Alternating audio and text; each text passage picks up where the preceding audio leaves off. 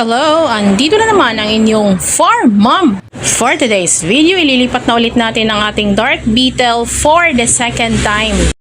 Upon checking, nakita ko na marami na uling maliliit na superworm at may mga eggs din na hindi pa napipisa.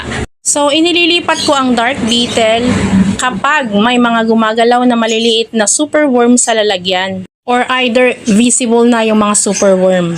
Even it doesn't affect sa pagpipisa ng itlog, mas maganda pa rin na ihiwalay na natin ang mga dark beetle once na nakita natin na may visible superworm na doon sa kanyang lalagyan. Inililipat ko na rin ang mga dark beetle para syempre hindi rin ma-overcrowded ang mga superworm dun sa lalagyan.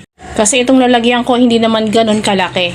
So sa paglilipat, unahin muna natin ang bedding, which is the darak, the bio2, yung pagkain nila, the beetle, the egg tray, and the source of water na sayote. At syempre, takpan na. Thank you for watching!